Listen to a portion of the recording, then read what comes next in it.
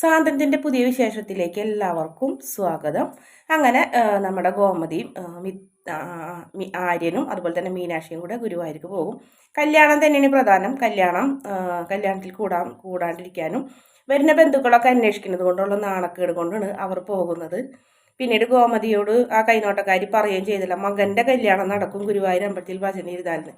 ഏത് മകൻ്റെ എന്ന് കൈനോട്ടക്കാരി പറഞ്ഞിട്ടില്ല. എന്തായാലും ഗോമതി ആനന്ദിനെയാണ് വിചാരിക്കണമെങ്കിലും സത്യത്തിൽ നടക്കുന്നത് നമ്മുടെ ആര്യൻ്റെ കല്യാണമാണ്. അത് വല്ലാത്തൊരു ഭാഗത്തോടു കൂടി വലിയ സംഭവത്തോടു കൂടി നടക്കുന്ന ഒരു കല്യാണമാണ്. എന്തായാലും കൃഷ്ണമംഗലത്ത് കല്യാണത്തലേദിവസം അടിപൊളി ഭയങ്കര ഗംഭീരമായിട്ട് ആഘോഷിക്കുന്നു. നമ്മുടെ ബാലനൊക്കെ പറയാത്തൊരു സന്തോഷവും അഹങ്കാരമൊക്കെ എല്ലാവരുടെ മുഖത്തൊക്കെ ഉണ്ട്. അങ്ങനെ രാത്രി എല്ലാ പരിപാടികളും കഴിഞ്ഞ സമയത്തിന് നമ്മുടെ മിത്രനെ വിളിക്കാൻ വേണ്ടിയിട്ട് മിഥുൻ അങ്ങോട്ട് ചെല്ലുന്നുണ്ട്.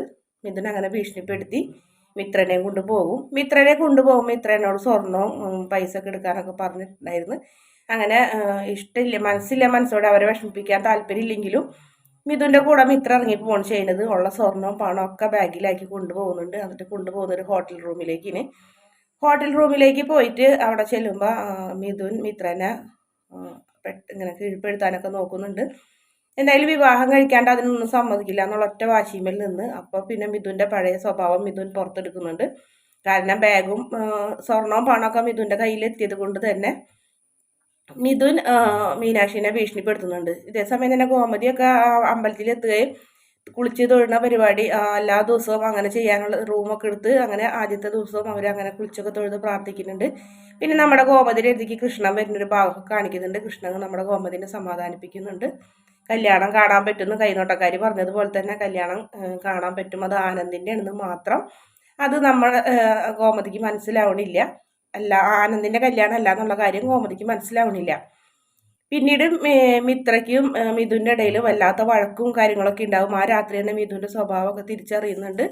കൃഷ്ണമംഗലത്തുണ്ടെങ്കിൽ മിത്ര പോയ കാര്യം അറിഞ്ഞ് ഭയങ്കര ബഹളവും കരച്ചിലും വിളിയും തെളിയും അങ്ങനെയുള്ള കാര്യങ്ങളൊക്കെ ആയിട്ട് മിത്രയുടെ അമ്മ നെഞ്ചൊക്കെ ഇടിച്ച് കരയുന്നൊക്കെ ഉണ്ട്. അവൾ ചതിച്ചു എന്ന് പറഞ്ഞിട്ട് എന്തായാലും എല്ലാവരെക്കാളും ദേഷ്യം നമ്മുടെ അലോകിനാണ് മിത്രനോട്. അലോകിന് മിത്രനെ കിട്ടിയാൽ കൊല്ലും എന്ന് പറഞ്ഞ് നടക്കണം. കാരണം അലോകിൻ്റെ ജീവിതം കൂടി നശിച്ച് അമേരിക്കയിലേക്ക് പോകാന്നുള്ള പ്രതീക്ഷയും അഹങ്കാരത്തോടെ നടന്നിരുന്ന ആള് ഇപ്പം മിത്ര പോയോടുകൂടി മറ്റേ കല്യാണം വേണ്ട, അവർ ഇതിൽ നിന്ന് അങ്ങോട്ട് പിന്മാറുക ചെയ്യുന്നു. അപ്പം ആ പെൺകുട്ടിക്കും അലോകിനെ വേണ്ടാണ്ടാവുന്നുണ്ട്. അങ്ങനെ അലോകിന് ആകെ നിരാശയാവുന്നുണ്ട്. അലോകിൻ്റെ ജീവിതം കൂടി നശിച്ചതോടുകൂടി അലോകിന് മിത്രനോട് ഭയങ്കര വെറുപ്പാവും.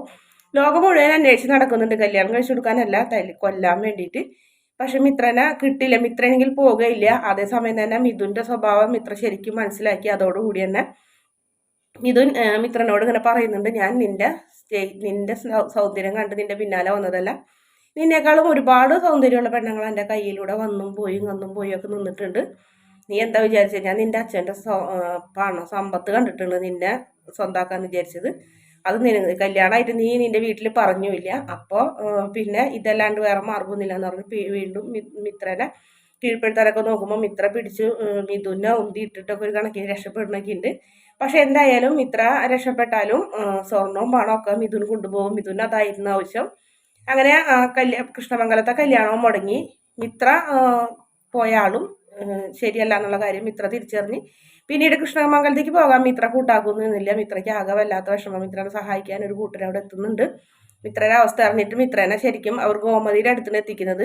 ഗോമതി അമ്പലത്തിലുണ്ടാവും. മീനാക്ഷിയും ആര്യനും ഗോമതിയും കൂടെ വെക്കുമ്പോൾ മിത്രനെ അങ്ങോട്ട് കൊണ്ടു ചെല്ലണത്. അവിടെ കൊണ്ടു ചെല്ലുമ്പോൾ മിത്രനെ നമ്മുടെ ഗോമതി അപ്പോഴത്തേനും ഗോമതിക്ക് സംഭവമൊക്കെ അറിഞ്ഞിട്ടുണ്ടായിരുന്നു. മിത്ര ഒളിച്ചോടി പോയി എന്നുള്ള കാര്യം അറിഞ്ഞ് അങ്ങനെ ഗോമതി മിത്രനെ കണ്ടപ്പോൾ മിത്ര ആകെ തളർന്നിട്ടൊക്കെ ഉണ്ടായിരുന്നു. അഹങ്കാരം എല്ലാ കാര്യങ്ങളും ഒക്കെ അവസാനിച്ചിട്ടുണ്ടായിരുന്നു. മിത്രനെ കരണം നോക്കി കഴിഞ്ഞിട്ട് ഗോമതി ഒന്നല്ല 2-3 തവണ ആഞ്ഞടിക്കും. മിത്ര അതൊക്കെ നിന്നുകൊള്ളും. മീനാക്ഷിയൊക്കെ പിടിച്ചു മാറ്റാൻ നോക്കുന്നുണ്ട്. നിനക്ക് എന്നെക്കുറിച്ച് ആലോചിക്കായിരുന്നില്ലേ? ഞാൻ ആ വീട്ടിൽ 25 വർഷം മുന്നേ ഞാൻ പോയ ആ അനുഭവം അന്നും ഇന്നും അവിടെ നടക്കല്ലേ? അതെങ്കിലും നീ ആലോചിച്ചില്ലല്ലോ. പോയപ്പോൾ നീ പോയി. എന്നാൽ നീ നല്ലൊരുത്തൻ്റെ കൂടെയാണ് പോയത്. ഉള്ള സ്വർണവും പണമൊക്കെ കൊടുത്ത് നശിപ്പിച്ചിട്ട് അവനെൻ്റെ ജീവിതവും കളഞ്ഞ് വന്നില്ലേടി. ഞാനും എൻ്റെ ആങ്ങളന്മാരും കൂടി വഴക്കുണ്ടാക്കുമ്പോൾ നീയല്ലേടി ഞങ്ങളുടെ മുന്നിൽ വന്ന് നിന്നുങ്ങായിട്ട് വെല്ലുവിളിച്ചിരുന്നത്. നീയാണോ ഇങ്ങനെയൊക്കെ ചെയ്തതെന്ന് ചോദിച്ച് വീണ്ടും മിത്രനെ അടിക്കുന്നുണ്ട്. മിത്ര അപ്പച്ചി പറയുന്നത് മുഴുവൻ കേട്ടെന്ന് തെറ്റ് പറ്റിപ്പോയി എന്ന് പറഞ്ഞിട്ട് നിനക്കറിയോ നിൻ്റെ അച്ഛനും അതായത് എൻ്റെ സഹോദരങ്ങളും അലോകും കൂടി നാട് മുഴുവൻ നിന്നെ അന്വേഷിച്ച് നടന്നു, ഭ്രാന്തെടുത്ത പോലെ നടക്കണേന്നൊക്കെ പറഞ്ഞ് ഗോമതി ഇങ്ങനെ പൊട്ടിക്കരഞ്ഞ് ചെയ്യുന്നത്. മിത്രയ്ക്കിണെങ്കിൽ ഒന്നും ചെയ്യാനും ഒന്നും പറയാനും പറ്റില്ല. മിത്രനെ കൊണ്ടുവന്ന ആൾക്കാർ ഇനിയിപ്പോൾ പറഞ്ഞിട്ട് കാര്യമൊന്നുമില്ലല്ല, സംഭവിക്കാനുള്ളത് സംഭവിച്ചില്ലെന്നൊക്കെ പറയും. മീനാക്ഷിയും പറയും, അമ്മേ ഇനിയിപ്പോൾ എന്തൊക്കെ പറഞ്ഞിട്ട് എന്താ കാര്യം, വഴക്കുണ്ടാക്കിയിട്ട് കാര്യമില്ല, അല്ല മോളെ അവളൊരു കുടുംബം മൊത്തം നശിപ്പിച്ചില്ലേ. ഇപ്പം ഞാൻ കഴിഞ്ഞു പോയ അതേ സംഭവം തന്നെ കൃഷ്ണമംഗലത്ത് വീണ്ടും മരങ്ങേറിയില്ലേ. ഞാനുണ്ടാക്കിയ അതേ നാണക്കേട് തന്നെയല്ലേ ഇപ്പം ഇവളും ഉണ്ടാക്കിയത്. ഞാനുണ്ടാക്കിയ നാണക്കേടിൻ്റെ എല്ലാ വിഭക്ഷിത്തുകളും അവൾക്ക് അറിയുന്നതല്ലേ, എന്നിട്ടല്ല അവൾ ഇങ്ങനെ ചെയ്തതെന്നൊക്കെ പറയുന്നത്. അങ്ങനെ കോമതി പൊട്ടിക്കരയാണ് ചെയ്യുന്നത്. കോമതിയുടെ മുന്നിൽ നിന്നും ഇത്രയും കരയണ്. മാപ്പ് പറ്റിപ്പോയി അപ്പച്ചി, അവൻ നല്ലവനാണെന്ന് വിചാരിച്ച്, അവൻ പൊട്ടയാണെന്ന് എന്നോട് പല ആൾക്കാരും പറഞ്ഞെങ്കിലും ഞാൻ വിശ്വസിച്ചില്ല. നിവർത്തി കേട് കൊണ്ട് പോയതെന്ന്, അവൻ ചാവും ആത്മഹത്യ ചെയ്യുന്നൊക്കെ പറഞ്ഞ് പന്തലിൽ വന്ന് അവൻ വിഷം കഴിക്കുന്നൊക്കെ പറഞ്ഞത് കൊണ്ട് പേടിച്ചിട്ട് പോയതെന്ന് പറഞ്ഞപ്പോൾ ഇനി വീട്ടിലേക്ക് പോകാമെന്ന് പറയുമ്പോൾ വീട്ടിലേക്ക് ഞാൻ പോകില്ല. മറ്റുള്ളവർ പറയുന്നുണ്ട് ഇനിയിപ്പോൾ പറഞ്ഞിട്ട് കാര്യമില്ല, വീട്ടിലേക്ക് പോകാമെന്ന് പറയും. അങ്ങനെ വീട്ടിലേക്ക് പോകാമെന്ന് പറയുമ്പോൾ എന്തായാലും വീട്ടിലേക്ക് പോകാൻ കൂട്ടാക്കില്ല. മിത്ര വീട്ടിലേക്ക് പോകാൻ കൂട്ടാക്കില്ല. കോമതിക്കാണെങ്കിൽ പിന്നെയും കലി വരുന്നു. പിന്നെയും കോമതി ഇങ്ങനെ അടിച്ചുകൊണ്ടിരിക്കുന്ന അവളെ. അങ്ങനെ അമ്പലമല്ലേ ഇത്, ആൾക്കാർ ശ്രദ്ധിക്കുന്നതൊക്കെ പറഞ്ഞ് മീനാക്ഷിനെ മിത്രനെ പിടിച്ചു മാറ്റി മീനാക്ഷി മിത്രനെയും കൊണ്ട് അവരുടെ റൂമിലേക്ക് നടന്നു പോകുന്നത് ഇതെല്ലാം കണ്ടുകൊണ്ട് വിഷമത്തോടെ ചാരി നിൽക്കണം നമ്മുടെ ആര്യൻ. പരിഹസിക്കണമൊന്നുമില്ല, ആര്യന് നല്ലൊരു വിഷമമൊക്കെ ഉണ്ട് മീനാക്ഷി മിത്രയ്ക്ക് ഇങ്ങനെ പറ്റിയതിൽ. മിത്രയുടെ മുന്നിൽ നമ്മുടെ ആര്യന്റെ മുന്നിൽ കൂടെ മീനാക്ഷി മിത്രന്റെ തോളിൽ പിടിച്ചിങ്ങനെ പോകുമ്പോൾ മിത്ര അവിടെ നിന്ന് ആര്യനെ നിറ കണ്ണുകളോടെ ഇങ്ങനെ നോക്കുന്ന ഒരു ഭാഗമുണ്ട്. എന്തായാലും രണ്ടുപേരും പരസ്പരം ഒന്നും പറയുന്നില്ല, വഴക്കൊന്നും കൂടിയില്ല. മിത്രനെ അങ്ങനെ ഒരു കണക്കിന് അവർ കൊണ്ടുപോകുന്നൊക്കെ ഉണ്ട് വീട്ടിലേക്ക്. മിത്രനെ കൊണ്ടുപോയിട്ട് മിത്ര കൃഷ്ണമംഗലത്തേക്ക് ധൈര്യപൂർവ്വം കയറി ചെല്ലും. അപ്പോഴത്തേക്കും കല്യാണമൊക്കെ മുടങ്ങി നാണക്കേടും അതായിട്ട് സഹിച്ച് അവിടെ നിൽക്കായിരിക്കുള്ളൂ. അങ്ങനെ മിത്രനെ കണ്ടതും മിത്ര അകത്തേക്ക് കയറിയപ്പോൾ അച്ഛനും അമ്മയൊക്കെ, അമ്മ ഒന്നും വേണ്ടില്ല, അച്ഛനും ഒന്നും മിണ്ടാണ്ട് നിൽക്കും. പക്ഷേ അലോക് സമ്മതിക്കില്ല. അലോക് ഒരു കണക്കിന് മിത്രനെ ഇവിടെ നിന്ന് ഇറങ്ങിപ്പോടി, ഓടിപ്പോയ ആൾക്കാർ പോയ വഴിക്ക് പോകണം, പിന്നെ നീ എന്തിനും ഇങ്ങോട്ട് വന്നേന്നൊക്കെ ചോദിക്കും. മുത്തശ്ശിയും അതുപോലെ തന്നെ ചെറിയമ്മൊക്കെ പിടിച്ചു മാറ്റാൻ നോക്കുന്നുണ്ടെങ്കിലും അലോകിനെ ഒരാളും പിടിച്ചിട്ട് കിട്ടുന്നുണ്ടാവില്ല. അങ്ങനെ അലോക് മിത്രനെ വലിച്ച് കൊണ്ടുപോയി കഴിഞ്ഞിട്ട് അങ്ങോട്ട് മുറ്റത്തേക്ക് എറിയുമ്പോൾ നമ്മുടെ ബാലൻ്റെ മേത്തേക്കാണ് മിത്ര വന്ന് വീഴുന്നത്.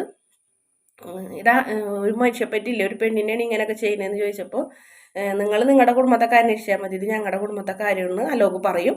അതിനുശേഷം വീണ്ടും ബാലൻ ഇങ്ങനെ കോംപ്രമൈസ് ചെയ്യാൻ നോക്കുന്നുണ്ടെങ്കിലും ഇവളെ ഞങ്ങൾ സ്വീകരിക്കില്ല, ഓടിപ്പോയ ആൾക്കാരെ രീതിയിൽ തന്നെ നിൽക്കണം, ഇവള് ഇനി പടി കയറാൻ പാടില്ല എന്നൊക്കെ പറഞ്ഞു കഴിഞ്ഞിട്ട് അലോകിനാണ് വാശി. മിത്രയാണെങ്കിൽ അതൊക്കെ എല്ലാം കേട്ട് നിൽക്കണം ഭാഗത്തേറ്റ്.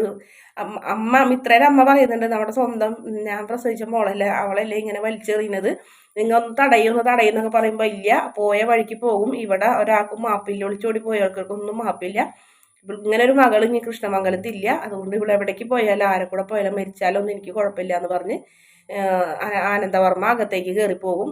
ബാലൻ്റെ മുന്നിൽ അങ്ങനെ നിൽക്കണ് അലോകുണ്ട്. പിന്നെ മിത്രനെ അടിക്കാൻ വേണ്ടി കൈ ഇങ്ങനെ അലോക് ഓങ്ങുമ്പോൾ നമ്മുടെ ബാലൻ്റെ പുറത്തേക്ക് അടി വീഴുന്നത് അത് കാണുമ്പോൾ നമ്മുടെ ആര്യൻ ഓടി വരുന്നുണ്ട്. ഓടി വന്ന അലോകിനെ ചവിട്ടണം തല്ലണം, രണ്ടുപേരും കൂടെ വീണ്ടും പഴയതുപോലെ തന്നെ തല്ലും ബഹളമൊക്കെ ആയി. അങ്ങനെ നിവർത്തിയില്ലാണ്ടായപ്പോൾ ഗോമതി നമ്മുടെ മിത്രനെ വീട്ടിലേക്ക് വിളിച്ചുകൊണ്ട് വരുന്നുണ്ട്. അത് കഴിഞ്ഞിട്ടാണ് പിന്നീട് ആര്യന് കല്യാണം കഴിച്ചു കൊടുക്കുന്നത്. കുറച്ച് ദിവസം കൂടിയൊക്കെ അവിടെ നിന്നതിന് ശേഷം ആര്യനെ മിത്രനെ കല്യാണം കഴിച്ചു കൊടുക്കുന്നുണ്ട്. ആ കല്യാണമാണ് നമ്മുടെ ഗോമതിയുടെ കൺമുന്നിൽ മകന്റെ കല്യാണം കാണുന്ന കൈനോട്ടക്കാർ പറഞ്ഞത്. അങ്ങനെയാണ് ഈ ഒരു ഭാഗം മിത്ര അങ്ങനെ നമ്മുടെ ആര്യന് തന്നെ ഭാര്യയായി വരുന്ന ഒരു ഭാഗമുണ്ട്. അതിനുശേഷം നല്ല അടിപൊളി ഭാഗങ്ങളൊക്കെ ഉണ്ട്. എന്തായാലും ഇത്രയും ആര്യനും വിവാഹം കഴിഞ്ഞാലും പഴയതുപോലെ തന്നെ അത്ര ഇഷ്ടത്തിലൊന്നല്ല, ശത്രുക്കളായി തന്നെ നിൽക്കുന്ന ഭാഗങ്ങളൊക്കെയാണ് കാണിക്കുന്നത്. വീഡിയോ ഇഷ്ടപ്പെടുകയാണെങ്കിൽ ചാനലൊന്ന് സബ്സ്ക്രൈബ് ചെയ്ത് സപ്പോർട്ട് ചെയ്യണേ.